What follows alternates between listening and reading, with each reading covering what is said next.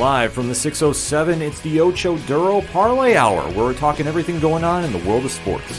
Join in the conversation on social media with the hashtag ODPH, because here we go. Instead of looking deep inside, every word I have to say, keep it simple. Welcome back for another edition of the ODPH podcast, better known as the Ocho Duro Parlay Hour.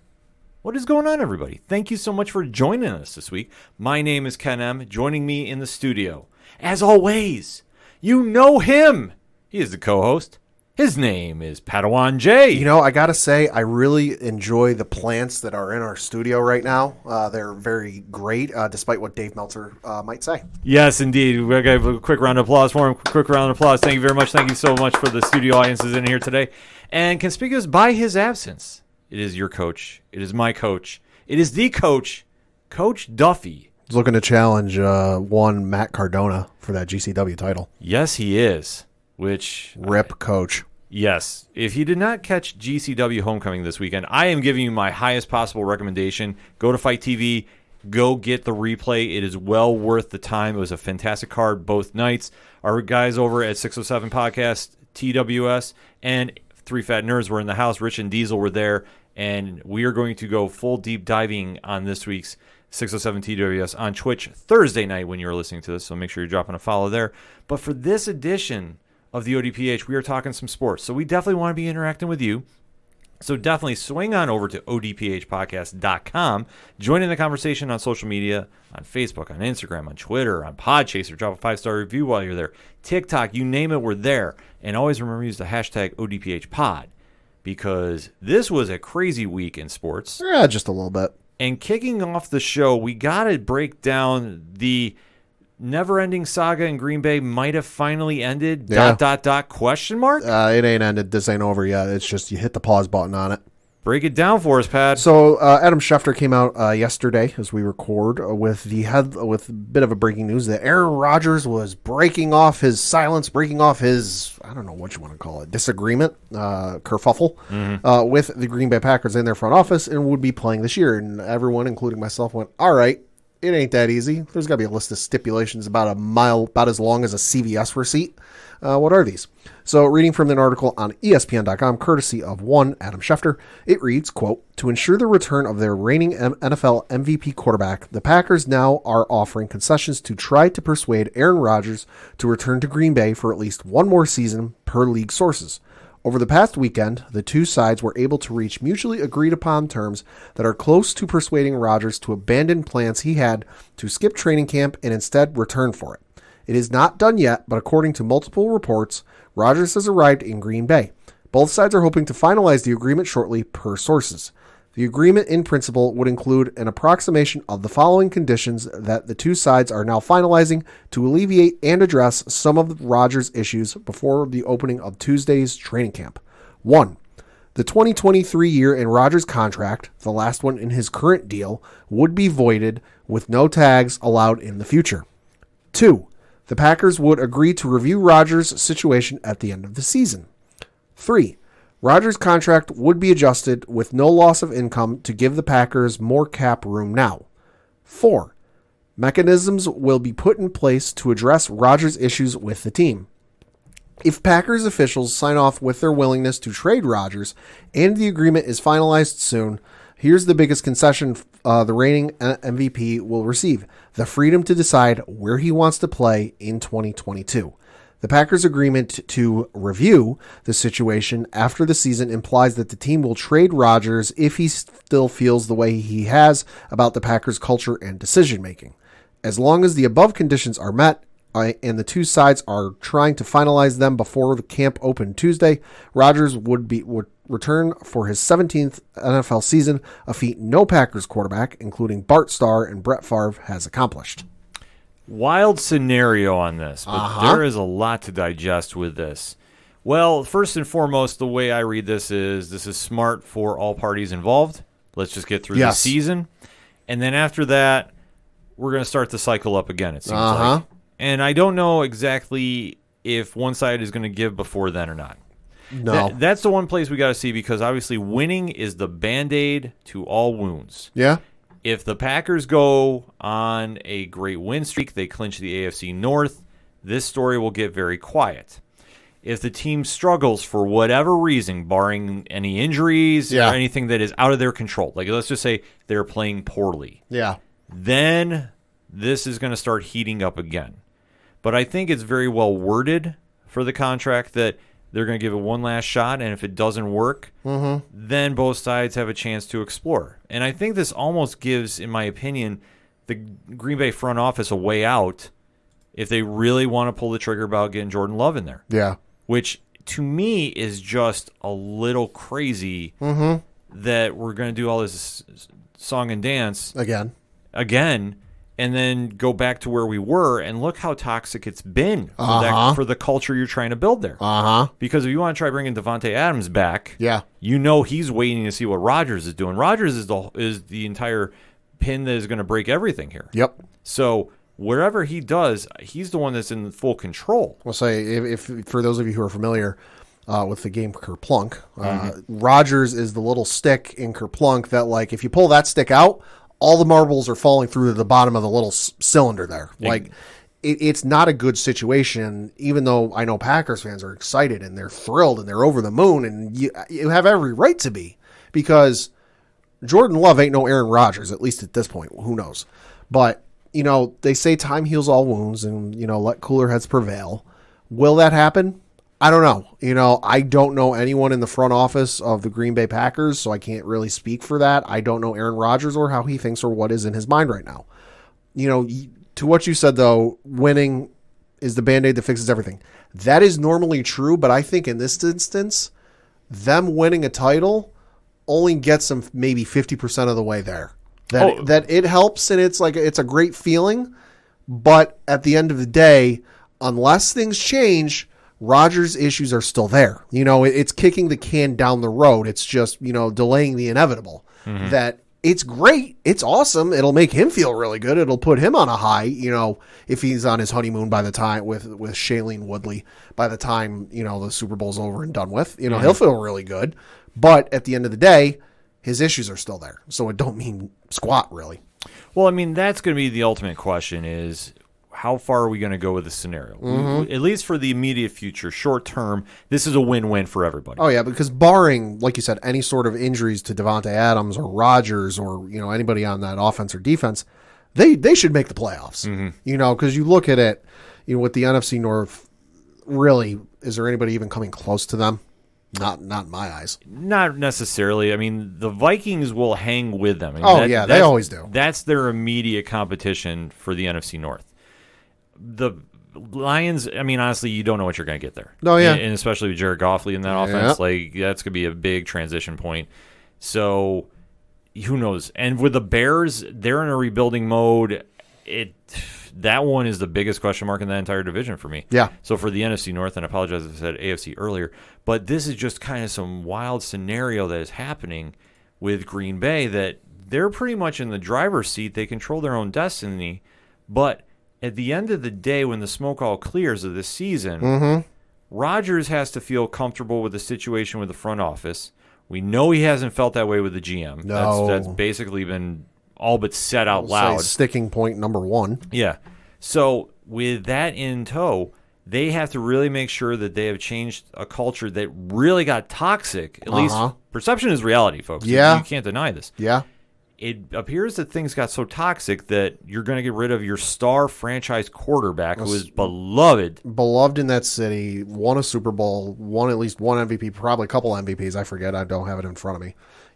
First ballot Hall of Famer, going to have all sorts of records by the time his career is said and done with, that he wants out and badly. That, like, this feels like at least a little differently, but it feels like history repeating itself with Favre. A couple of years ago now, obviously, Rodgers was going to take over and Favre didn't want that and he wanted out. It appears like that, but with like a different twist to it. And it also appears that Rodgers has learned from that scenario, because he's almost in the same scenario it feels like Favre was in, but he wanted to go to the Vikings, remember? And they went, no. You're not going to our division rival. You're going to the Jets. And they send it to the Jets. It feels like Rodgers might have learned from that situation and gone, let me negotiate this a little better. Well, I think he definitely did. I think if you remember when that scenario happened and how unheard of that trade demand was. That trade demand was wild. That trade forced EA Sports to put a printable Madden cover on their website because Favre was on the cover of Madden that year in his Green Bay Packer uniform. Mm-hmm. So with that whole nonsense, I'm sure Rodgers has sat back and learned. And especially I think he knows what impact he has to the team and the fans. Yeah. And I think that he knows that he can make something happen here.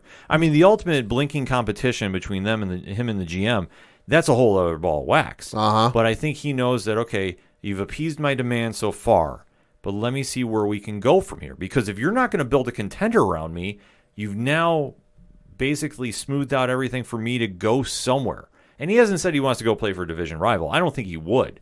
I think if anything, and I want to stress this, Packer fans, if anything, he will get sent to the AFC. You're not going to see him in the NFC.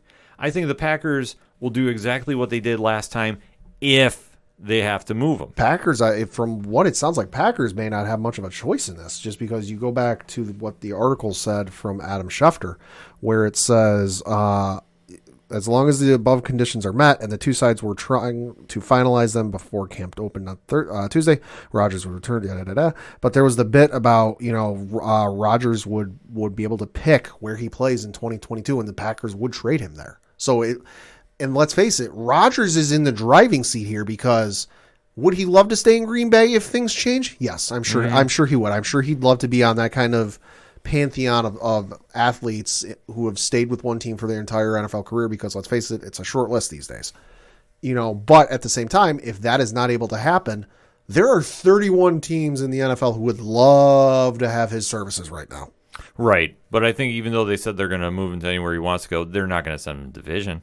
There's no, I just don't see it. Like, I think they'd come to a happy compromise. Yeah. But the Packers won't look like the bad guys here. That's the overall bottom line. Because if Rodgers demands a trade, well, he's the one that wants to leave. We want to keep him here. Right. That's kind of how the narrative is painting to me. Sure. So that's why I say Rodgers is the domino that affects everybody here. It's the straw that stirs the drink. Exactly. But he's earned that right because of what he's done on the field. So you can't take that away from him. But he's not made it so much about him where it's become toxic per se. Like, he isn't responsible for 100% of this. No, I mean, he's definitely, started the spin cycle on this whole thing. Oh, yeah, sure. But he's just kind of like started the spin cycle on this whole thing and then kind of taken a step back. Just because he's not out there every day posting tweets and dirty stories and dirty laundry and this and that. He's just said his piece and he's taken a step back. Yeah, which is the smart thing to do. I wish more athletes would learn from this. Yeah. Because this will get him a lot further. And like I say, whether you love the deal or you hate it, it's a smart move to do for bringing him back short term, because you cannot go into a season this late and have Jordan Love, who, let's face it, is not ready. I don't care what you want to try spinning on that. Oh, so you want an example of what doing that scenario would be like? Cam Newton with the Patriots last year. Yeah. Great, good quarterback, did not have enough time to prep for the season and playbook and the whole nine, and look what happened. Jordan Love, nowhere near that level. Yeah, we don't know if he's even going to be the guy. I mean, it is just facts. When somebody's drafted, it doesn't mean that they're going to be a bona fide hit coming out the gate. Yeah. And this is something we don't know with Love. He's a very big X factor. Sure, could he be the next guy? Maybe. Yeah. There's been 1,000 of those, though. But when you're in a position to win now, and considering how far they went last season, the Packers know that they can't hit the reset button just yet. Right, and especially when you're dealing with a city and a franchise and a fan base where losing seasons are not really accepted. That, like, it's win or nothing. That, they don't really handle losing seasons well, that it's like they want to win and they expect to win now. Well, that's the whole point. I mean, they built that culture up in Green Bay that they have been such a dominant force for years now. Decades. Yeah. I mean, you take a look when they had Favre take the reins and now with passing the baton to Rodgers. Yeah. Now it's basically we've had a great quarterback for decades now. Yeah. Where do we can't? So you've had two quarterbacks for essentially the last 3 decades. Yeah, so you can't exactly hit the reset button right now, even though if they did, well, it would be bad. But let's face it, Chicago going in with a rookie quarterback, mm-hmm. Detroit Listen, jury is still out on Jared Goff. Facts. Sorry. I'd like if you want to try spinning it some other way, go right ahead. Facts. But you're talking about a quarterback coming into a whole different system. Mm-hmm. And then the Vikings, look. Who the hell knows? Exactly. You can't say they're going to be a lock to run away with that division. If they play up to their potential, absolutely they could. The only thing certain with the Vikings is hand the ball off and hand it off a lot. Exactly. That's the safest bet they could do up there because you never know what you're going to get out of their offense. Yeah. Sorry, this is what it is. But for the Packers, they've always had the sure hand at quarterback. And especially we have seen Aaron Rodgers will win you games by himself that he shouldn't. I'll say hello. What was it, Thursday night game against Detroit in Detroit where he heaved a Hail Mary from the other side of the 50? Yo. I'm even remembering that game on Sunday night where he should have been taken out of the game against Chicago. Oh yeah, It was the Bears. It was the Bears game. It was the opener. Yep. It was the Sunday night opener. Not the Thursday night game, but the Sunday night opener. And Rodgers was actually out for a portion of that game. Came back, won the game, and then what was it? Susie Colbert or whoever was on the sidelines when they're interviewing him, and everyone's like, "You are hyped up on meds right now." Yeah, he should definitely not have been on the field. Sorry, you can't tell me otherwise. But he will win you games. That's how good he is. So you have to give the devil his due there. I mean, and the guy commands a certain amount of respect. Oh, absolutely. Like I mentioned, Super Bowl champ, Super Bowl MVP, 3-time MVP, 3-time first team All-Pro, 1-time second team All-Pro, 9-time Pro Bowl winner. 3 times he was the NFL's passer rating leader. 2 times he was the passing touchdowns leader. 1 time he was the completion percentage leader. A member of the 2010 All-Decade team. Associated Press Athlete of the Year. Burt Bell Award in 2011, and just some of the records he has. In 2011, he had a 122.5 passer rating. He had the lowest interception percentage in 2018 of 0.3, 402 consecutive passes without an interception. He was the fastest quarterback to a 400 career passing touchdowns in only 193 games. Most seasons with 35 plus touchdown passes, most seasons with 40 plus total touchdowns, most seasons with 40 plus touchdown passes, most seasons with 45 plus touchdown passes, and then the most seasons with 120 plus passer rating. And oh, by the way, it's been added to his Wikipedia page. He is an NBA champion. Yes, this is fact. He is an minority owner of the Milwaukee Bucks. Yeah, and his stats are just absurd. He's got 412 touchdowns, 89 interceptions. Like, what the fuck? Yeah. I honestly forget he is a partial owner of the Milwaukee Bucks. Like, I forget what the percentage, because I know he's not the majority owner, but still. It's enough. It's enough that he is a champion. If he wants to focus his attention there, he could. But we're talking football with him, and that is the craziest thing. With the pedigree that he has, it is absolutely wild to think that it's gotten to this point in Green Bay. So let's talk hypotheticals. Say season goes whatever it does. And after the season, things have not changed and Rodgers wants out. Where do you see him going? Denver. Okay, Denver make a lot of sense because I'm looking at the breakdown of the conferences here. AFC East, Jets, maybe? I don't know. Like, Jets certainly need a quarterback, and then I know they just got they got the kid from BYU. They got the kid from BYU, so you can't tell me that if Aaron Rodgers was available and they could make a trade for it and the Packers were okay with it, you wouldn't tell that kid, hey, sit for a few years behind Aaron Rodgers and learn and plug him in. So, yeah, maybe. AFC North, I don't see him going anywhere in any of those teams. Houston, maybe? Given the current situation and the reports that they want to trade Watson out of there, maybe. Indianapolis, could see him end up there. You never know. Tennessee, no. Jacksonville, no. They just got their guy. Out west, like you mentioned, Denver, I could very much see that happening. KC, well, they're set. Vegas, probably not. And then the Chargers, they appear to be set. And then, like you said, with the West, I don't see him going anywhere in the NFC West. NFC South, New Orleans, maybe. New Orleans, they've got Jameis Winston, but if, like I said, same thing with the Jets. You can't tell me if he's available and the Packers are willing to trade him to the Saints that the Saints wouldn't jump at that opportunity. Tampa Bay, well, they're set. NFC North, LOL, no. Yeah. And then the NFC East is essentially set outside of maybe Washington. It is a tricky scenario. Like, I think the most logical place, if they're going to trade him, would be Denver. New England. No, you bite your tongue right now. It happened. No. Bring Devontae with you. Oh, you stop that nonsense right now. No, but I could see Denver being the top seed. Like if I had to say Yeah. a lock, I would say Yeah. lock. I would say this: New England is in the mix if it happens to. I think you have to look at every team that drafted a quarterback this season. Mm-hmm. Okay, and you have to say if Aaron Rodgers is available, and you're a team that is in a position to win now, Yeah. that has to be on the table. No matter who you have as a quarterback you drafted, Yeah. you have to think that. I know the Jets, it's too uncertain. I don't think he would go there. Yeah. New England, I would say, is a possibility. In all honesty, I fully see that. Indianapolis, I think, could be a dark horse in this. They could be. I think that would be a smart move on a lot of different fronts because they are going to be a team that I think is going to fly under the radar a little bit. Yeah. And I know I've seen some early projections for wins. Sure. A lot of analysts, if you want to take that stuff seriously, Sure. are saying they're going to tie Tennessee at the top of the division. Like I've seen a couple of them. Now I'm going, Maybe. but because they win very quietly, they're not Yeah, flashy. they're but- not sexy. But if you get him there, and I'll even throw you one crazy one Sure. because I like to throw my insane leaps. Sure. Cleveland, Ooh. hypothetically saying, Say if the old Baker experiment is over and done with. Yeah. Maybe. depending how this season goes with Baker, and I'm saying I think Baker still is the guy there because I think they finally figured out how to utilize him right. Yeah. But if you're telling me that if they still have that offensive unit there, and Rodgers has a running game to actually run for him, you're telling me with a 2-year contract he would not say, let's go and take our chances? Yeah. That's why I say there's a lot of possibilities there if he wants to go. But it all depends on what they do in Green Bay Yeah. to say, hey, are we going to make sure we're making the proper adjustments to win now for me?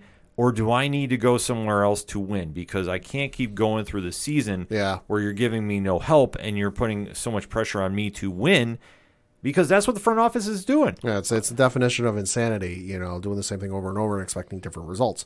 If Rodgers just went through this, last year, he's giving them the benefit of the doubt, I guess you could say. He's willing to give it another shot. It would be absolute insanity if nothing changes and it's the same results. And let's face it, they'll make the playoffs. That's a guarantee. It is no guarantee that they'll make it to the Super Bowl, unlike the last couple of years where they've been a near lock for people picking them to go to the Super Bowl. Yeah. But with a certain Tom Brady down in Tampa Bay still there and returning every single player from that Super Bowl team, it's not a guarantee for him to make it to the Super Bowl. No, it's definitely not. And that's something that the GM and the president of the Packers need to realize. Oh, they absolutely do. That entire front office needs to realize not just winning a Super Bowl ain't going to fix it. It'll help. But it ain't going to fix it. They need to take a serious look at what his issues are, what his gripes are, and if there's any way for them to fix it if they want to keep Rodgers around. Mm-hmm. They have to, because if Rodgers wants to stay there, which, I mean, for all intents and purposes, he does. He's just asking them to get him help, which is not unheard of. No. And it makes a lot of sense because, let's face it, they don't exactly have the strongest running game, in my opinion. No. Their defense, we Suspect. saw get exposed a little bit in those playoffs. Suspect. So if they're not doing anything to address those needs, where are we going with them? Yeah. And that's something that the front office needs to at least give the indication, okay, we're going to go this route. Yeah, and the front office can't turn around if Rodgers decides to leave. They can't turn around and gripe because he's given you all the time in the world, and he's given you a list of what his issues are and what he wants changed. You can't turn around and go, oh, we didn't know what to do. No, exactly. No, he's given him enough fair chances to turn this thing around. That if he leaves, I know the perception will be, well, we gave him the option. He wants to go. They're going to try spinning it. And they'll spin it. Some people will drink that Kool-Aid, but I think the majority of people will be like, yeah, we see through that bullshit. And they should, because this is Rodgers given one last chance, and then he's going to make an ultimate decision for himself. And he's earned that right to do it. Oh, absolutely. You can't argue that at all. He's definitely called that shot. So it is going to be interesting to see what happens, and barring any injuries, when we get to week 18, that is so weird to be saying. So, by the way, I want to just throw that out there. The Packers are going to have a lot of questions get brought back up. Have they done enough to turn the culture around? Have they made Aaron Rodgers happy? And for Rodgers, are you happy in the direction you're going in? And then where do we go from here with you for the future? A trip to the AFC is not out of the question. No. I'm going to say that right now. I think he stays overall, But that front office needs to make some moves or give that indication we're going to be upgrading very, very soon.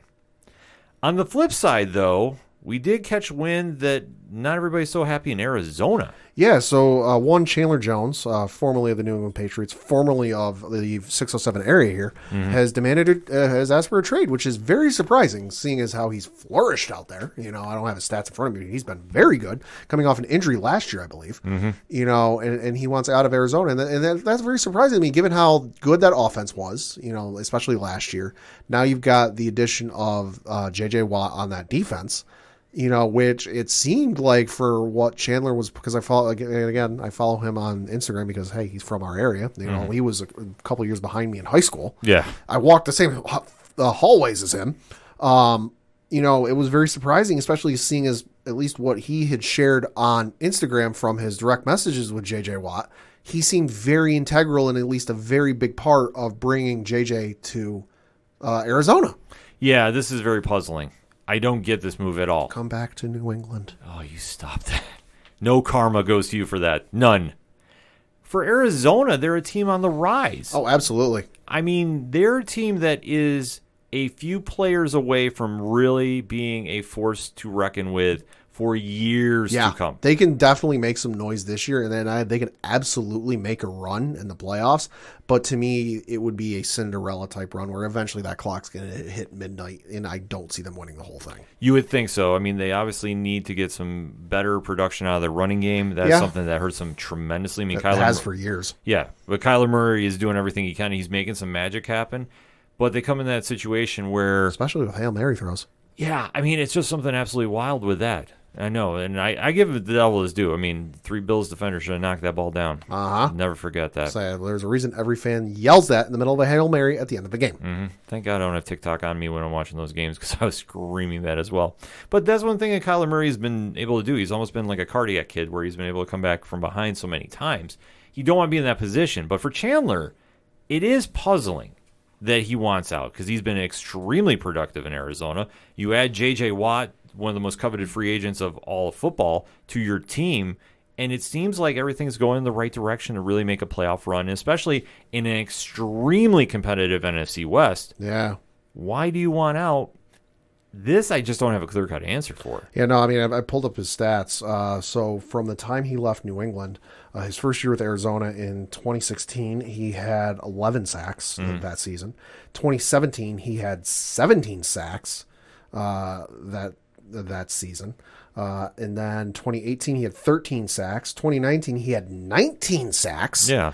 And then 2020, he played a few games, but he got hurt and missed the majority of that year with, I believe it was a bicep injury. I believe so, too. So he's had and especially you look at his first year in New England where, he played 14 games. He started in 13, 6 sacks.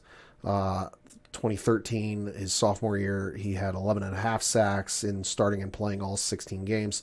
2014, he had 6 sacks, although it looks like he was injured for part of the year because he only played in 10 games and he started 8 of them. And then his last year in New England, 2015, he had 12 and a half sacks. So he's absolutely flourished out there. I mean, I remember the one video from training camp where he was going to hit that tackle dummy, on the metal bar thing, and he broke the goddamn thing. Yeah, so this one, like I say, doesn't make a lot of sense right now. I don't know if it's a power play to get a really lucrative contract. Maybe it is, maybe it isn't. But to see him get out of there, it's like, do you see a landing destination for him right now? New England. Other than New England. I don't know, because defense I'm a little more, I don't know, a little more, what's the word? Not as knowledgeable on, but there's a lot of teams though that if he becomes available, and he is on the last, you're right, it is a contract year. He had signed a 5-year, $82.5 million deal. You want to know why New England got rid of him? That contract is why. New England don't pay that kind of money. This is true. He signed a 5-year, $82.5 million deal that he is on the last year of. He is a unrestricted free agent after the season. So it's a money play, if nothing else. That's kind of the vibe I get from it because it just seems like why would you want to leave a contending team? And they are. I mean, Arizona is definitely one of those teams that could surprise a lot, make a deep run in the playoffs, maybe get to the Super Bowl. I mean, if he doesn't get traded, I can see him maybe going to Seattle. Seattle, known for their defense, could have a lot of fun up there. Yeah, if he doesn't get traded, I mean, they're not going to do an interdivision. No. You know what? As crazy as it sounds, I could see him coming to the AFC. Like, yeah, maybe Pittsburgh. Pittsburgh would make a lot of sense, I think. He could have a lot of fun in Pittsburgh. Yeah. It'd pain the hell out of me, every year, but, Oh, I know. Or could you imagine if they actually put him with the Browns, too, and load up? That'd be wild. The Browns are stacked right now. So I say, like, if they're, I think, just one more player away from really being the team that will scare Kansas City. Chandler would be that piece, I would say. Yeah. I mean, you could always come to Buffalo. I wouldn't be mad about that. But there's so much with the NFL going on that the free agency talk is picking up. Obviously, training camps are kicking off this week. Yeah. So it's a fun time to be talking some football, and at least the big drama seems to have quieted for now in one area. For another team is kicking and starting right now. But let us know what you think. Hit us up on that hashtag ODPHpod. What is your thoughts about Aaron Rodgers reuniting in Lambeau for one more season? ? And Chandler Jones wants out of Arizona. Where is this coming from, and where do you think he's going to go at the end of the season? Let's have the discussion, shall we? We're going to take a quick break. We'll be right back. Hey there, I'm Chris from the Geek Peak podcast here with my two co-hosts, Trent. What up? And Brandon. Yo, yo. Here at the Geek Peak, we strive to provide you the best content from all across the pop culture multiverse. Think of us as your content concierge, seeking out all the best movies, TV, games, and music to save your valuable time. We have a different adult beverage every week, and we like to keep things light and fresh, so come hang out with us. So check us out on all your favorite podcasting platforms. That's Geek Peak. Like a mountain! And check out our site at geekpeakpod.com. Coming back for another segment on this edition of the ODPH podcast, and let us talk some wrestling. Why don't we talk about some plants? Those are some lovely violets and petunias. This is true. This is very, very true. Boy, do I love me some plants. If you're not on Twitter, you're not finding out about everything that's going on with the fallout from GCW Homecoming, get on there, follow them. They're fantastic. And just go down the rabbit hole that is the controversy about plants. And you'll hear more about it on this week's 607 TWS. The only reason I keep bringing it up is because, and you'll find out why it's so absurd. To me, it's the most absurd shit in the world. Oh, yeah. No, trust me. I don't want to give anything away from the show, but Rich is ready to go and address that situation. So definitely make sure you got that follow ready on twitch.tv/607podcast because he is going to deep dive into it. But let's talk a little AEW, though. Sure. And this week, they have kind of dominated the headlines for a couple different reasons. Mm-hmm. One, though, or I should say two, rather. Yep. Big reasons they've been dominating is... Allegedly, they have signed Daniel Bryan Yep. and CM Punk to their rosters. Allegedly. There is a lot of rumors going around about this. We haven't seen anything official. They haven't hit anything on their social medias saying that they are all elite as they usually do when they do make a big signing like they just did with Thunder Rosa, and congratulations to her. And Pabst Blue Ribbon. Yes. But this is something that definitely has a lot of fans talking. So, Pad, that being said, what is your thoughts? Let's go first. Daniel Bryan. I mean, it's a shame if he leaves and goes to AEW just for the sheer fact that I feel like that's a missed opportunity for WWE, that you could have brought him back. You could have had him finish out his career with them, go behind those scenes and really make a difference at that performance center and really train the next generation. But if I don't know the full story behind the scenes, if he never got that opportunity, if they never even called him, it could be an Impact Bobby Roode scenario where they let his contract go and they completely forgot to send out the paperwork to have him sign it. It could be a wild scenario, but if it's where he wanted to go, if it's where if it's what he wanted to do, good for him. I'm all for it. I'm never against, saying somebody shouldn't do something if that's what they wanted to do. Hey, it's your choice. It's what you want to do for that with your career. Go for it. Yeah, this one is puzzling to me on a lot of fronts too. Daniel Bryan had become an emerging superstar in the WWE's eyes. Yeah. I mean, if you follow him on his indie career, he was already there. So we've already known about him being the American Dragon Bryan Danielson. So this move is very, very puzzling because we do know that he was looking at, I don't want to say taking a step back. I think that'd be a proper word to say. Sure. From where he was doing on the WWE to kind of doing like, I don't want to say partial schedule. Partial schedule. Thank you. That's the kind of word I'm looking for. So to hear that there is rumors now that he is locked and loaded for AEW, the initial reaction is surprised. Yeah. I would definitely have to say so because he had been so coveted as a superstar in WWE. Sure. That to see him being one of the I don't want to say release superstars because that's not the right word. No. His contract just lapsed, and I think that to see him go somewhere else, that's the thing that's just not registering. Yeah, I mean, it's not a total surprise to me in the fact that, like, I don't think he's going there for the creative freedom to do whatever he wants, like certain former WWE employees say. Mm-hmm. I think for him, it's more just an avenue of opportunity. That it's kind of like, I think he might end up in like that Moxley type of role where, yeah, he's with AEW and yeah, he's wrestling with AEW, but he has opportunities to go elsewhere. That like he's not so restricted to just like with WWE. Like you have to work WWE shows, you have to work WWE house shows, you have to work WWE events, and if you want to work any events that aren't WWE, we have to approve you for them. That like he can kind of do his own thing and he can kind of go his own way and kind of carve his own path again.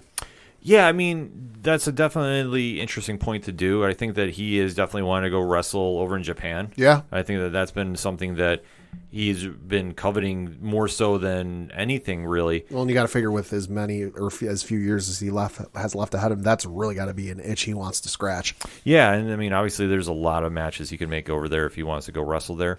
So it is kind of a wild scenario along with that. But to see him come to AEW, I mean, first and foremost, if he does sign with them, and we have to stress this, and I'm going to make this my whole point too. Sure. Until I see them, both CM Punk and Daniel Bryan, in an AEW ring, I am not buying this. Yeah, and I know Tony Khan was in some of the other brass were in Chicago filming some promo work, over the weekend, and people lost their shit because, oh my God, they're getting ready to introduce CM Punk. They're filming stuff for CM Punk. Mm-hmm. Slow down, folks. At least like 3 shows at the end of the year are going to be in Chicago. Like I was reading online that like they're looking at making Chicago, like how Jacksonville is kind of like their main hub. If to compare to WWE, if Jacksonville is their Stamford, Connecticut, or excuse me, Jacksonville's their Stamford, Connecticut. AEW is looking to make from all it sounds like Chicago their New York for WWE, and that's smart. So. Like I said, they've got at least one episode of Dynamite from what I was reading that's going to take place at the end of the year in Chicago, and then they've got All Out taking place in Chicago. Yes. So in case you weren't aware, the arena there they use, the main arena where the Bulls play and the hockey team plays, it's a little busy. It's fairly often used. If they got a free date where they can get everybody up there to film everything and just get it in the can and done with, they're going to do it. And it makes a ton of sense to do it there as well, too. Chicago is a very, very hot wrestling town. Oh, yeah. Passionate fan base. Case in point, look at the crowd when CM Punk went into his match at Money in the Bank with Cena. Oh, absolutely. But if you want to talk about the AEW effect, sure. Remember All In True. was held in Chicago. And what was it, like 30 minutes? Yeah, it was something crazy. It was insane. Now, obviously, back then, a lot of moving parts going on. Different circumstances, yeah. New Japan, Ring of Honor, yeah. NWA. First time it had been done. Yeah, so that you have to kind of put an asterisk by that. But that crowd has always been hot for wrestling action. Oh, yeah. And AEW, say what we will about the storylines, because I can say a lot. But in between the ropes, I don't have an issue except maybe some lengths of matches. Sure. And a couple spots that I think go overkill. Sure. But the crowd will eat that up. It's a very smart move for them to make that their home turf, a la how the WWE does with Madison Square Garden. And, there's certain towns that they go to, and that is WWE territory. This can be something for AEW to really focus on. And with Daniel Bryan, too, this opens up a lot of opportunities to get fans watching the product, because that is one thing we've always been very crucial about. AEW prides themselves on, we're the largest number in the demographic, and we like to... We're the alternative. Yeah, I mean, depending on what Kool-Aid you're drinking that day. The message has always been that they're so focused on their numbers and their demographic that they need to hit this. Yeah. And especially being on Wednesday night, unopposed now, they need to consistently be over 1 million views to really be taken seriously in comparison to WWE. Now, I know a lot of people are going to be like, whoa, they've been doing that. And granted, they have. They've had some fluctuation, though. Yeah. That's the key point. Consistently, it hasn't been hitting the mark. Yeah. However, if you get Daniel Bryan in there, you'll hit that. Oh, yeah. Easily. Oh, yeah, you'll hit that. And I know some of the AEW marks are probably screaming at their speakers right now. SmackDown went down in ratings this week. Calm down. The Olympic opening ceremonies were getting replayed because, spoiler alert, 7 o'clock on the East isn't the middle of the night and isn't that point in Japan, time differences. They were re-showing the Olympic opening ceremonies And you know a lot of people are always going to watch that. So, yeah, that's why they went down. Plus, did the rating drop below 2? No. No. When the rating drops below 2, I'd be a little worrisome. I'll say when the AEW number starts getting near 2, then then I'd be concerned if I'm WWE. I wouldn't be so concerned, but I think that is something to be a big win for AEW because now it seems like you're getting somewhat established. I don't want to say established because they are who they are. But to find their true groove, they got to be really hitting those numbers. Because that's what they hype about. Oh, I know. Yeah, they're all about the numbers. But and their kind of issue they have is, they're new and they can open up a lot of people's eyes to the product. But at the same time, it's the same issue any wrestling company has when you have talent that is from the indies. They're bringing in a pre-existing fan base. You're bringing in a fan base from the Elite, former Bullet Club. You're bringing in a fan base of, Aleister Blacks and Rusevs and all the, the Christian Cages, and all those folks and everybody else on that roster, that it was on the indies. And then once they started doing the work with Impact, you were bringing in the folks that watch Impact that really didn't give AEW the time of day. In New Japan, you're getting all the folks from New Japan over in Japan watching. That works, but it's only going to work for so long. You have to come up with new ways to bring people in. Yeah, and this is a smart move to do. Bryan is one of the biggest superstars in all pro wrestling. This would be a huge move, and especially if they book him right. And that's going to be another factor, too. It'll be a bump in their... If it ends up being true, it'll be a bump in their ratings for a few weeks, but the big question is, can you sustain it? Because the night he debuts, let's just say it's on a pay-per-view. It's on their next pay-per-view at the end of the show, a la Moxley. That next Dynamite is going to do massive numbers, and the Kool-Aid drinkers are going to scream it from the top of Everest. Oh my God, look at the ratings.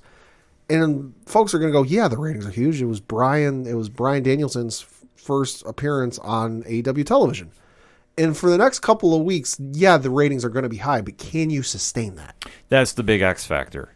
And I hope for them they do. I mean, I really want to see this company succeed. I know I do rip into them a lot, and a lot of it has to do with the toxicity that certain fans are doing, and that's a big turnoff. But I do want to see what this company can do if it's going to be the true alternative that they were touting at one point. Obviously, the message of what the vision of AEW is very skewed. It is. Yeah. So, that being said, bringing in Daniel Bryan would be huge. You can definitely plug him in. Him against Kenny Omega is a dream match that you've seen on the indies before. But, this is something that we now get to see on a large-scale audience. So, this is something that we definitely want to dig into and really get behind if you're AEW, but do it right and do it smart. Because if it's a quick bump in the roster, sure. But sustaining is another issue. Yeah. The other big signee that is allegedly is one CM Punk. That's big. So, Pat, why don't you give us your thoughts on this? That's a little surprising, just because I kind of believe that we were at a point where he wasn't really going to come back, that he'd kind of hit that age where, it's like what you hear with football players a lot, that like you get a football player who retires, and in the first couple of months, especially when you get close to training camp and then the regular season, they really miss it. They really, the wife almost has to hide the keys to prevent them from going back. I know Michael Strahan has said it before. But then eventually you get enough time away where it's like, you know what? I really don't miss the grind. I really don't miss the 2-a-days. I really don't miss the practices and getting up early and studying this and studying that. You can make a lot of those comparisons and draw a lot of connections from that to pro wrestling. I'm sure I imagine guys like Hulk Hogan, Ric Flair, Shawn Michaels, have all, Bret Hart, Diamond Dallas Page, have all in the couple of months after they quote unquote retired, all had that urge to go back. I'm sure a lot of them still do have the urge to go back. But I think for a lot of them, they hit a point where they're like, yeah, I miss it, but I don't. They miss the crowds, but they don't miss the work and the hurt and the pain and the this and the that. I thought Punk might have been there. That like it's now been 5, 6, 7, 8 years? 2014 was his last match in WWE. So it's been 7 years, 7.5 years since his last match. Now, who knows? Maybe he worked an indie show that wasn't on TV. Well, I don't know. But I thought he might have been at that point where it's like he might miss the crowd, he might miss the fun and the buzz and the pops, but didn't really miss the work. And Lord knows he's talented enough in that and other ventures to where he really doesn't need pro wrestling. He could go do other stuff. Well, the thing about CM Punk, which if our listening audience isn't familiar with, was the biggest star in pro wrestling for a short window of time in the WWE, I should say. I mean, when he became champion, and Pat alluded to his Money in the Bank match against John Cena and the great storyline they did there, where on his last night on contract, if he won the belt, he was walking away with the WWE title after dropping the most infamous promo in all of pro wrestling history, the pipe bomb. To where they still reference it to this day. Exactly. He has been a legend wherever he's gone. And obviously, if you know his work in Ring of Honor amongst the indies, you know CM Punk is definitely a name in the sport. Oh, yeah. And when he did walk away from WWE in 2014, it was with a lot of controversy. He definitely wasn't happy at their time. You can definitely go into a few different podcasts and hear about that. Oh, yeah. It's well documented. It's very well documented. He was not happy with WWE. So he court cases about it. Yep. And he went home. Yeah. And he did dabble a little bit in the UFC. Did not go his way. Didn't he write comics too as well? Yeah, he did a little work for Marvel Comics. I believe he wrote Drax at one point. So he's definitely been somebody that keeps himself busy. Yeah. So to see him come back, which, I mean, he's kind of had the itch, as it always happens with wrestlers we hear about, as you touch upon. When they walk away, there's always something about coming back. Last we heard, he was working on the Stephen Amell Heels show. Yep. Debuting. I'm not sure if he's going to be on the show, but he's at least a consulting talent on the show when it comes to the wrestling aspect. Exactly. So we thought when we heard about that there was a possibility, but it would be, where would he end up? Would he go back to WWE and see where everything was at that point, or would he try going to AEW, which we heard the first time around allegedly did not go anywhere in contract talks. Right. So to hear that the deal is done allegedly, and I want to stress that, because AEW unfortunately has had the track record that we think that they have somebody signed, and sometimes it doesn't happen. Jeff Cobb is one name that comes right to mind. Yeah, I mean, we are pressed with AEW. Until we get a press release from AEW saying he is signed, I ain't believing it. Exactly. So if he does show up in the ring, that is a huge win for AEW. Kind of like with Star Wars news for me. The rumors are cool and fun, but until I see it on StarWars.com, I don't believe it. Yeah. So to see him debut in a ring in AEW would be huge. That is a game changer. Oh, yeah. There's no question. Yeah. None. But to see where he goes from here and how the fan base, I think AEW would be definitely ready for him. Yeah. But to see where he goes storyline-wise, because if that's a big driver for him to come back, sure, there's a lot of different matches he could go with. Sure. Obviously, Kenny Omega's one. Oh, yeah. I don't know if with Cody Rhodes, if that's something. I don't think so. But for Punk, if he's coming back, it's for a reason, and he definitely wants to go. And obviously, being where he is now, that he's done the UFC, he's done a couple other projects. The last time we saw him in WWE was on the Backstage show on FS1. Yep. So that wasn't even officially WWE. That was more Fox. Yeah, that was more Fox than WWE. But still, to see him kind of just slowly be still hovering around, and he still moves the needle. And that's the one thing that we really have to stress about. Him and Bryan are both needle movers. They were trending like within the top 5 in the U.S. for a good couple of days. Oh, absolutely. This is why these moves are so big for AEW, that they have to land them. I mean, you think about it. If they somehow don't land this, I mean, this has been the talk about pro wrestling fans for a good week now. This has been dominating everything.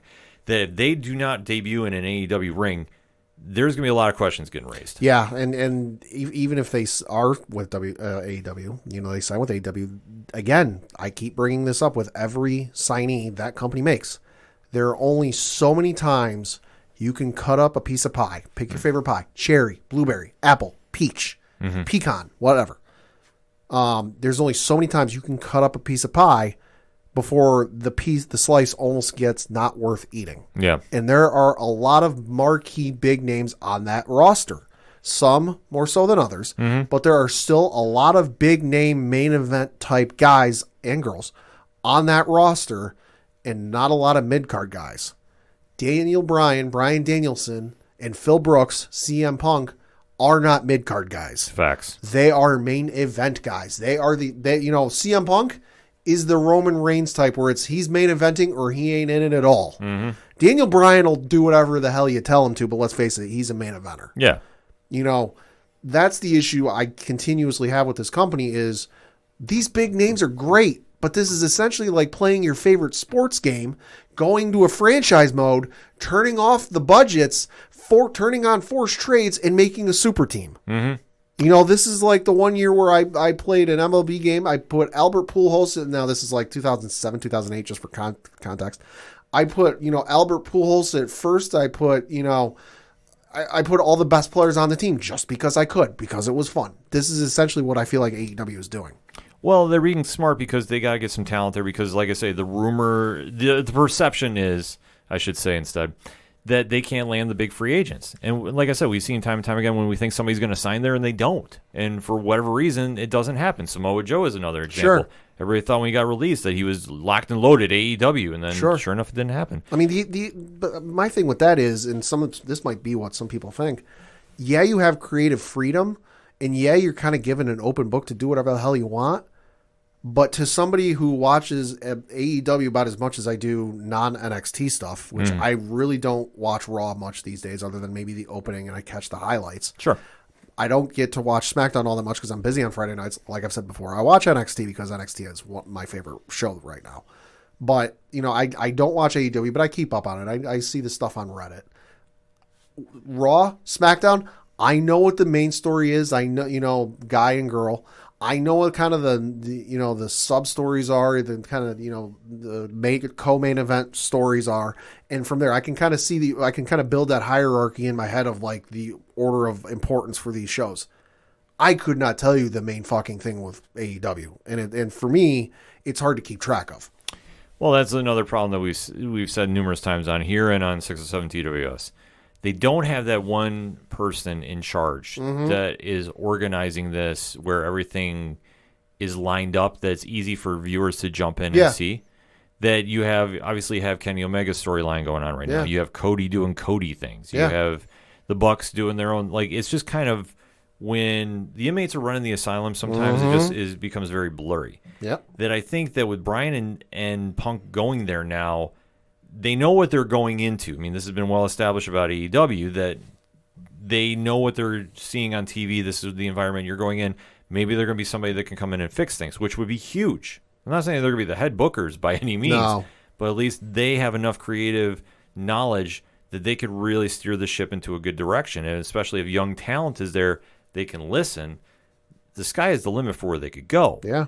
The only problem that I see with this is, yet again, we're bringing in two main eventers like you touched upon. Yep. And for being a company that was touting themselves as the new alternative. Two more former WWE guys. Yes and no. I mean, they are, and that's where everybody knows them, but obviously the indies, they do have that certain buzz about them as well. So like I say, I wouldn't say they got released and they're on their way. Right. But this is another situation where you have two main eventers coming in, and for a company that was supposed to be the new alternative, I think it's struggling to develop those new stars, a la Adam Page, MJF. It's not a good look. Orange Cassidy. And I know the situations are slightly different than Aleister Black or whatever his name is now, and Miro. But still, if you look at their resume, the last listed employer on the wrestling section for both of these guys, WWE. Yeah. So it'll be interesting to see how they balance out. I have my suspicions about when everybody's debuting, if they are. CM Punk will debut at All Out. Yeah, I would say if CM Punk is signed with that company, he ain't debuting nowhere else but Chicago. Yes, that is as much of a lock as I could ever give if he's signed. Bryan is wherever the story would make sense. Bryan, see, this is where it's going to lead into the other big news from AEW. And last week, I didn't get a chance to watch live, but oh my God, did I mark out the minute I jumped on Twitter when I had a second to. Meh. I know you say meh because you don't watch GCW as much as I do. I say meh just to get you riled up. Yeah. Well, okay, so I want your honest opinion about this move. We saw MJF is now doing this labors. He's putting Chris Jericho through to fight him. Right. Because the one thing that, listen, the storyline should have been done months ago, and that's this whole Inner Circle versus MJF's faction, the Pinnacle. They've had two blow-off matches, and the feud is still going on. I don't know. I don't get it. I don't like it. It is what it is. But now they're doing this thing where MJF is now putting Chris Jericho through stages to get to him. Sure. First match was against Shawn Spears, member of the Pinnacle. All right. Okay, so we kind of figured that. And then MJF comes out and says, well, you are ready for labor number 2. And he starts cutting this promo about a man who stabbed somebody in the jugular. Mm-hmm. And then he talked about somebody robbing a bank without a mask. Yep. And immediately when I heard that, I yelled where I was, "Oh my fucking God, it's Nick Gage." And then lo and behold, who comes out on AEW television? Then the man, the king, the god of this shit, Nick effing Gage, represents GCW. And if you're not familiar with Nick Gage, hide your pizza cutters. He is one of the greatest deathmatch wrestlers you'll ever see in your life. He is charismatic. And then look no further than the amazing event that was GCW Homecoming this weekend. I can't stress this enough.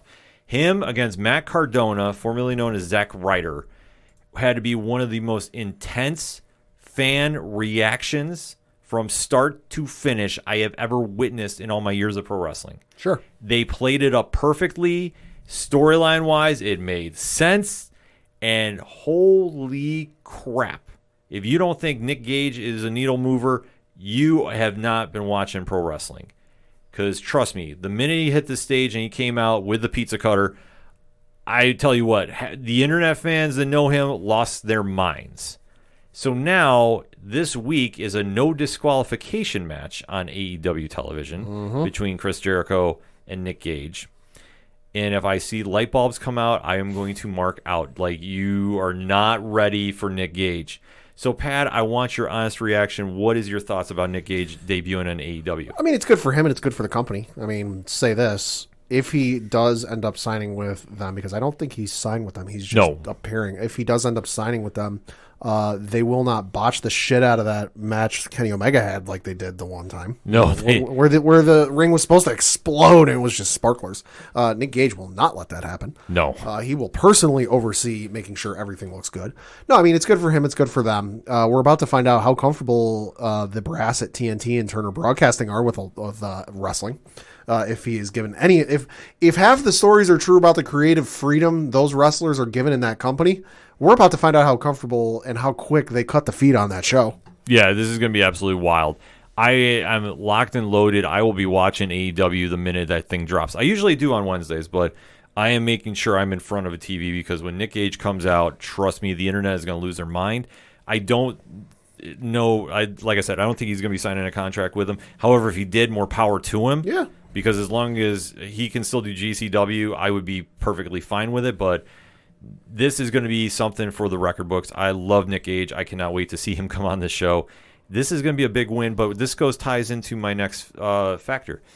With Jericho now going through these tribulations, and I think, unfortunately, he's going to beat Nick. Sure. I think it could be some shenanigans because in GCW, he is feuding somewhat with Jon Moxley, who has came in and they've renewed some past CZW history. Sure. So you might see him come in. You might see Matt Cardona, who defeated Nick Gage for the GCW title, albeit with help. Yeah. That could happen because obviously the Forbidden Door thing with Impact. Well, and especially Cardona's got a working relationship with the guys over at AEW. Yeah, he's going to win by shenanigans. And then I would love to see Nick Gage come back in, but I don't know what the future is going to hold there. I think at the end of the day, you're going to see Daniel Bryan be the fifth or the final match to get to Jericho. Okay. I think you're definitely going to see that. I don't know a timetable when they're going to do because they're kind of like on a different schedule for when they're lining up events. Right. But I am going to say this. I think before it's all said and done, you see Daniel Bryan be the last hurdle to get to Jericho. Can you imagine if it's just like generic countdown and then the lights dim and he's wearing the light up jacket? Oh, that'd be funny. That'd be amazing. Obviously you couldn't use, break the walls down because, hey, that's copyrighted. But whatever Bryan wants to come out to, just you can do a countdown. That's not copyrighted by WWE. He can wear a lighted jacket because I'm probably sure WWE doesn't have that copyrighted. I'm going to tell you this: if he comes out to the final countdown, oh my god, the internet's going to lose their shit. That'd be funny. It's going to happen. Europe would appreciate the bump.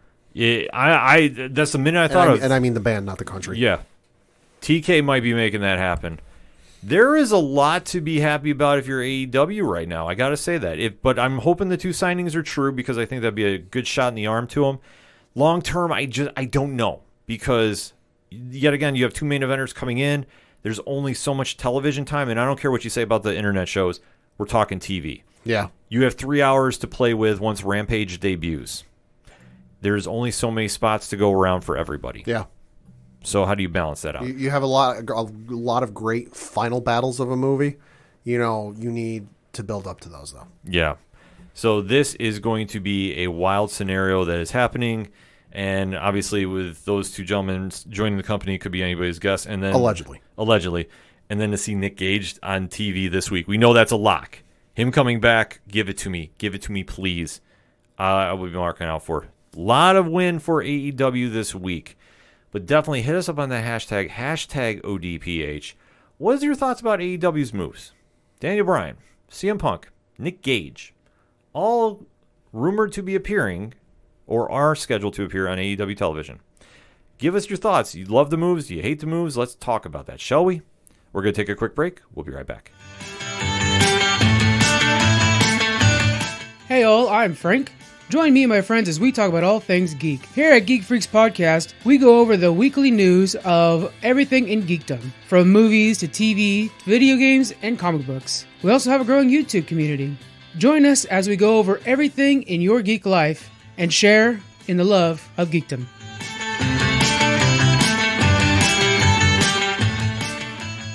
Coming back for the final segment on this edition of the ODPH podcast. Pat, what you got?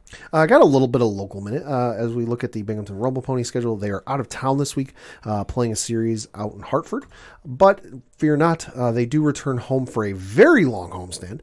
Starting on August the 3rd, they're playing a 1, 2, 3, 4, 5, 6, 7 game series. Wow. Against the Portland Sea Dogs. Wednesday night, the August 4th being a doubleheader because one of them is a makeup from a game back in June.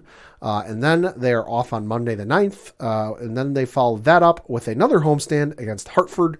For more information and promo deals and ticket information, bingrp.com. And also, definitely, if I can say that again, I'll say it again.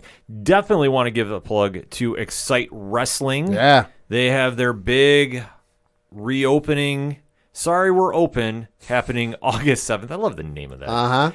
Definitely stacking that card, and it's kicking off fans back in the X. It's been far too long. You know we're going to be down there supporting them. They got a lot of stuff lined up. I mean, I'm not privy to say on the air, but let's just say the X is going to give it to you. They're definitely going to give it to you. It's a big week there at the X2 because they're good friends over at Second Suitor playing the night before. Yeah. It's going to be a wild time. They're about to test the volume levels in the mall there and see how loud they can get before security has issue with it. Yeah, so this is going to be a very interesting time to be down at the X, so you definitely want to go down and support. Tickets are on sale now. More information, excitewrestling.com, or hit them up on their Facebook page. They're more responsive on there. So definitely want to give those guys a plug. Johnny Moose will not be here for the August show, but he did say book him for September. Uh-oh. So, when Moose is in the studio, we're going to get a lot of information. So get your slushies and cheeseburgers ready. Exactly, folks. A lot of good stuff happening there. So let's go round the bases and take the show home, Pat. Yeah, I got to talk about some college football because some surprising realignment news came out of the college football world. What was it, over the weekend? Yeah. Something like that. That Oklahoma, the Boomer Sooner, and University of Texas, hook 'em horns, we're looking at leaving the Big 12 and joining the SEC.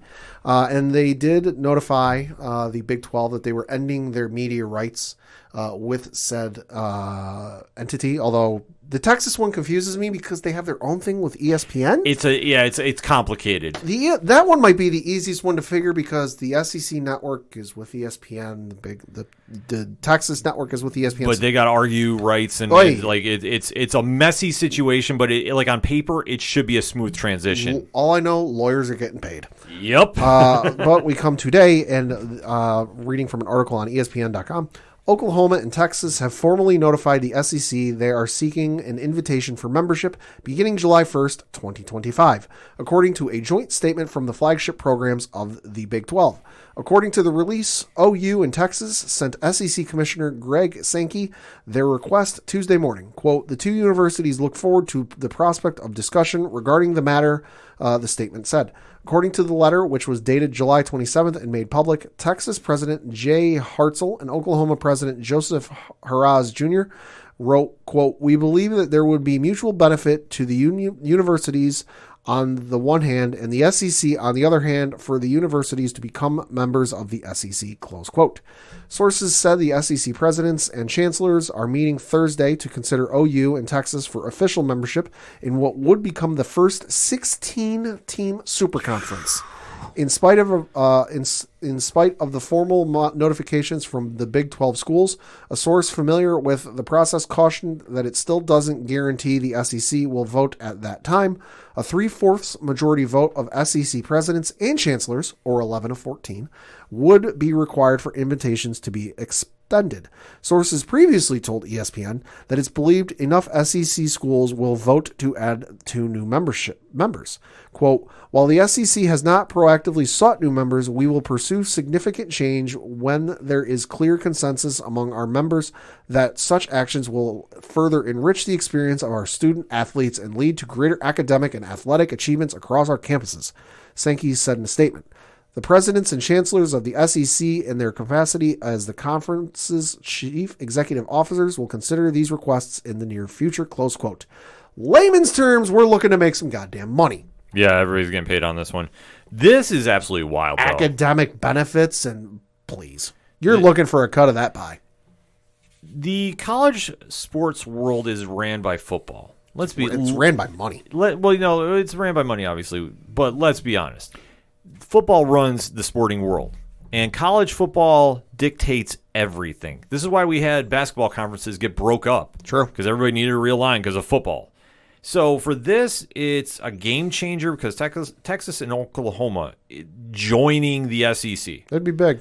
Oh, it's huge. Like, what conference is coming close to them? Sorry. None. Nobody is coming. Like, the only thing I could see happening, and I know everybody's going to be like, what are you talking about, is if Ohio State and Michigan decide they want to roll in there too. This is crazy to put this super conference together. I hate it when they're doing this because geographically nothing really makes sense, but we're just doing this because we want the most elite football conference. This will happen. I mean, you already have it with the SEC right now as is. I mean, you almost have to take the Big 10 and the Big 12 and put them together. Yeah. Something. Like, it's insane. It's insane, and like I say, there's so much money going around about this too. I mean, obviously that's the big factor holding everything up. Yeah, it's money because I'm sorry, they can sit there and they can say that it's for the academic benefits and the here it is, academic and athletic benefits. Bull fucking shit. If you're buying that, I got a boat to sell you. One is not like the other, folks. Let me just say that. They're not doing it for the athletes. They're not doing it for the academic benefits of the SEC. The SEC don't give academic benefits. The freaking college does. Mm-hmm. The SEC ain't got jack shit to do with that. They're doing it for the money. Yeah, because they're reading the dollar signs and they probably see the spreadsheets of what the SEC's making. They go, holy shit, we want in on that. Well, when you have the most elite football conference in all of American football sports, of course you want in. Have fun playing Alabama and LSU and all those other ones twice a year. Exactly. So that's a big conference move for them. It ain't gonna give them any better guarantee to get into the college football playoff, even if they do expand. No, that's the only thing. I mean, it's a win-win for the ratings and the competition. Because, I mean, these are two prized football powerhouses. It's like when Syracuse left the Big East and went to the ACC. Okay, cool. Looks good for you. You still got to face UNC and Duke. Yeah. Van Virginia and Lord knows everybody else. Yeah, I miss the old Big East when it was real basketball in there. Yeah. I'm sorry, the product now, not exactly the same. But for those two teams to join the SEC, we'll have to wait and see. But that's a big move if it all goes through. A lot of paperwork needs to get done for that one. So for mine, a couple quick things. One, got to talk a little UFC. Okay. So we finally have a date for Kamaru Usman and Colby Covington 2. Spoiler alert, it's not soon enough. No, it's definitely not soon enough. It's looking that it's going to be the main event right now of UFC 268 in November, and it's rumored to be at Madison Square Garden. And we should note, UFC 267 is not going to be pay-per-view. It's going to be on ESPN or ESPN Plus, some combination of the two. That's wild. Yeah, there's a lot of stuff that they haven't finalized dates moving in, but the date has been agreed upon that it will be the headliner for UFC 268. So more information about that coming. One of the most anticipated rematches of all time, and Colby Covington is going to get absolutely destroyed. I'm not picking against Kamaru Usman. No way. No. I think this is going to be an open and shut case. Do you think when the money line opens closer to fight time, because money line's going to open if it's not already? Do you think that'll be like the biggest money line spread of all time? No, I think that Covington's record definitely will keep him in the conversation to keep it close. He's 16-2. And I mean, his loss is Kamaru Usman, who's 19-1. So for the Vegas line there, I think it'll be, God, I want to say maybe somewhere around like the -300 plus 175 range, something like that. Don't officially quote me on that. Sure. I don't bookmake. I just read them. So when we get closer to the fight, we'll get something around there. But I could see Usman being a favorite because last time he nearly killed the man, broke his jaw. Facts. It was very one-sided. I don't know how Covington's going to top him on this one. I just see Usman trying to finish this one in definitive fashion, but the last time he did, I mean, he broke the man's jaw. I don't know how much more definitive you can get. This is true. And if you haven't seen the one media skirmish they had, where it was the scariest thing I've seen, how quickly Usman went from 0 to 100 real fast. Yeah. Yo. Uh-huh. Like I say, this is going to be a fight to watch, definitely. And a very quick recap. This past week was a UFC fight night with TJ Dillashaw defeating Corey Sandhagen Good for by him. split decision. I don't agree with this. I do not agree with this at all. I'm with common man Vince Iatoli from Crow's Nest MMA because he immediately texted me during this because I was watching GCW, so I didn't get a chance to watch it. I did see the replay. Sure. Sandhagen was robbed, in my opinion. See, I didn't see this. It was split decision with 48-47 going choice to Dillashaw. Did not agree with it. I thought it was more Sandhagen dominated the fight. Sure. In my opinion. No, but that's why we always say, don't leave it in the judge's hands. Exactly. So a lot of UFC to kind of talk about as we're going into the latter half of the year. But we have to close this edition of the ODPH out talking a little basketball. Uh-huh. Because first and foremost, Shout out Scott Foster. Yes. Congratulations out to the Milwaukee Bucks. Yeah. In impressive fashion, to say the least. Yeah. Let's say shout out to Giannis Antetokounmpo for one of the funniest moments I've seen in recent memory in a press conference. Yo, break it down. Well, somebody, I don't know who the reporter was, brought up a quote that I guess Giannis had said years ago where he said, I'm not going to consider leaving until, Milwaukee until I win a championship. And Giannis, and I'm paraphrasing, went, "Oh yeah, I did say that." And he looks at whoever the public relations person with the team is there, the person that runs the Q&A, looks at them and goes, "How do I make a trade request? Who do I got to talk to? Let's get this going." Yeah, no, he was great in the post-fight conference. It was a fight because it was very much him throwing jabs the entire night, dropping 50 in the game. Yeah, and then he went to Chick-fil-A and ordered 50 nugs. Yep. But I do... Chick-fil-A, jump on that. I know they should. If they don't take advantage of this, they're failing miserably. I do love what he said about a super team, though. That was some shots fired. Uh-huh.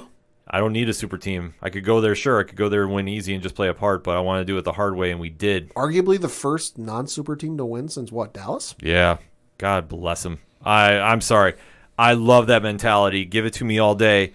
And then we go into the offseason now with the NBA? Yeah, so we got some dates that were announced from the NBA Communications Twitter account, which is at NBAPR.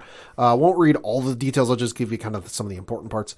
On August 2nd, so that is this coming Monday, teams can begin negotiating with free agents at 6 p.m. Eastern time, so you can expect wall-to-wall coverage on your favorite sporting television show.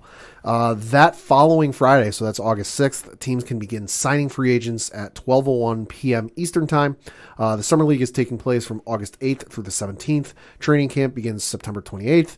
Regular season starts on October 19th. The season ends on April 10th. The play-in tournament is back this year. The play-in tournament is taking place April 12th through the 15th. The playoffs begin officially on April 16th. NBA Finals start on June 2nd. Game 7, if necessary, takes place on June 19th. And then the NBA Draft is on June 23rd. Noticeably absent, and a lot of people are in the mentions of the NBA Public Relations Twitter account. When's the All-Star Game? Don't know. But it's noticeably absent from that list. Cross that bridge, we get to it. Yeah, small steps. Yeah, small steps. But as Pat alluded to, though, coming up this week is the NBA draft. Yeah. So this is definitely going to be a little... Well, I mean, you talked about last year's draft, or next year's draft, I should say. But this year is coming up this Thursday. A lot of stuff has happened in there. I mean, obviously, it's a time where teams can make or break a team per se. I mean, let's face it, most of us just watch for the reaction of the fans. yeah, exactly. Because after the number one pick, it's always kind of Crapshoot. yeah, to put it mildly. We'll say, let's not forget, 2003, LeBron James, number 1 overall. Number 3, what was it? Was it Carmelo? I think it was Carmelo. Number 2, Darko Milicic, who went where? Detroit. Nowhere. Yeah, I know. He went to Detroit, but he really didn't go anywhere with his career. Exactly. It's kind of a boomer bust, and it just depends on who wants to really put the work in and really take their game to the next level. I mean, this year is pretty much cut and dry who the number 1 pick is going to be, and that's Cade Cunningham from Oklahoma State, the point guard, going to Detroit, who's got the number 1 pick. That's the easiest lock. But after that, it's really kind of up in the air where everybody's going. There's a lot of guards that are going to be in here. I know that they're talking really high about the Jalen Green kid. I mean, he's definitely a baller. He can definitely go shoot out the lights. Jalen Suggs, same thing from Gonzaga. Yeah, you got a bunch of teams talking about trying to move up in the draft. I know that I think I've heard the Knicks name get thrown around. Golden State as well. Golden State is the one that I think is very intriguing because currently they are scheduled at 7. Yes. So yes. I could see them making a run because if they really want to go get somebody, that's the place to do it. Yeah, so I'll just say top 15. Sure. Top 15 draft picks as they are in order. Number 1, you've got the Detroit Pistons. 2, the Houston Rockets. 3, the Cleveland Cavaliers, because let's face it, they always get the top 5 pick. Sure. Number 4, the Toronto Raptors. 5, the Orlando Magic. 6, the Oklahoma City Thunder. 7 is the Golden State Warriors. 8 is the Orlando Magic. 9 is the Sacramento Kings. 10 is the Memphis Grizzlies.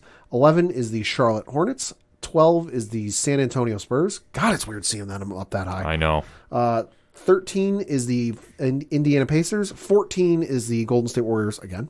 And then 15 is the Washington Wizards. And it should be noted the Knicks are picking at 19. Yep. So this is going to be an interesting draft. Like, I honestly don't know what's going to happen. The only thing I could say is a lock is Cunningham is going number 1.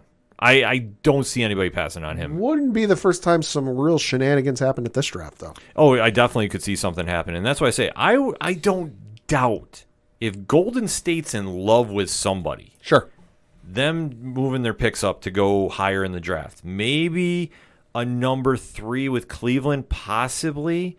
But it all depends on like who they really need to replace. Because, I mean, we do know Steph and Clay are not getting any younger. Yeah. Draymond. Especially with Clay coming back from yet another injury. Yeah, I mean, if they're really in love about getting a guard, I mean, it is a pretty guard-heavy draft. Mm-hmm. It just depends on who they want to go get and if they think the player is up that high. I mean, I think they need to get somebody to back up Clay because, let's face it, he's had 2 injuries in 2 years. Yeah. You know, you don't come back 100% from those type of injuries. Exactly. You know, the limb and the ligaments and the tendons and all that only get a little bit weaker. Yeah, so I could definitely see them making some moves. I mean, honestly, I think Houston definitely needs to be smart about their draft. I think if they're not, that could be an issue too. I know the Knicks got 2 picks in this draft too. Yep. So this could be a lot of crazy things. I know I definitely have to plug the one came from Dallas. Yeah. So, that's Coach Duffy and my favorite pick. Even though it's the lesser one, we don't mind. But additional picks are additional picks. Additional picks are additional picks, but it's a little sweet with that one. Shout out Brooklyn, 27th pick. Yeah. So we'll see what they wind up getting. I mean, like I said, there's a lot of different ways they could go about this. So I don't know who to pick. Otherwise, I think the Knicks are going to be very smart about it. I trust everything Leon Rose has done thus far. You look at their track record the last couple of years with draftees and free agent signings. You know, you got to trust what they're doing. Yeah, I fully trust what Leon Rose is doing, so I'm not even second-guessing anything right now. Unless they try doing some crazy move with those picks to go get Damian Lillard. I could see that. That'd be good. Not saying it's going to happen, but I don't doubt they're going to throw drafts, and they're going to throw players in, possibly top in. And yeah, I mean, if they go for any of the big-name players, they're going to have to put in draft picks. Yeah, and you know what? If they have to, like as much as I hate to see them break up the team, they got to do something. Mm-hmm. But like I said, fully trust what Leon Rose is doing, so he does no wrong in my eyes. But we'll have to wait to see what happens Thursday night, 8 p.m. Eastern Standard Time, ESPN and ABC, I believe. Yeah, I think so. They're going to be doing it in prime time, so hey, more power to it. So definitely make sure to hit us up on social media. Give us your picks, who your team is going to be taking in the NBA draft, because we like to compare. And you know Coach Duffy's going to be hitting that Twitter pretty hard on that day. So at Coach Duffy11, and definitely you know our guy JT from the East Coast Avengers is going to be hitting that Twitter hard. Coach will probably be live tweeting the NBA draft, but like with the NFL draft, get your questions into him before the Knicks pick, because depending on how that goes, it could be over with trying to get a straight answer out of him. Yeah, the feed could go off very, very quickly. Just saying. But that all being said, the music you heard on this edition of the ODPH is that of Bryan Wolf. He's our good friend out of Texas. He's got a lot of stuff going on. I can't talk about it. I wish I could. But Pat, where do I go to find out about him? ODPHpodcast.com. Right on. You swing on over to the music section. You check out everything going on with Bryan. Everything going on with Shout at the Robots. Everything going on with Second Suitor. Like we touched upon, they are playing the X on August 6th in the 607. You can go check out Floodlands, who are playing a gig in town too as well later in August. A lot of our local friends are playing some shows out, so you definitely want to go out and support them if you're in the 607. If not, go buy their music on Bandcamp. Support their Patreons. They're fantastic people. Like Tom Jolu, I know he's got a lot of stuff going on too, so you definitely want to go pick up the new album. It's fantastic. That, Yard Party, all the great bands you hear on the show. Definitely go support them. But while you're at the ODPH website, you swing on over to the Classifieds. It has friends of the show. It has organizational links supporting Black Lives Matter. It has all our great pod groups represented in there via the Podchaser pages. So definitely shout out to the aPODalypse. Shout out to Inner Circle. And of course, shout out to 607 Podcast. And our friends back from Jersey in one piece, Pad. Rich, Diesel, along with Ron and Mike C. And trust us, they have a lot going on the Patreon. I can't even get into it. I wish I could. I can't. I'm just going to leave you with patreon.com/8122productions. All of that, new Parlay Points blogs out this week. Got new comic reviews dropping. If you're into that, and maybe I'll have a reaction piece to Nick Gage on AEW this week. We'll have to see. But I'll be on Twitter talking about that. All that and so much more. ODPHpodcast.com. That's all I got for this week. So for the one and only Padawan J. Fuck the Astros. I'm your host, Ken M. Thank you, as always, for listening to the ODPH podcast, better known as the Ocho Duro Parlay Hour. See you next time.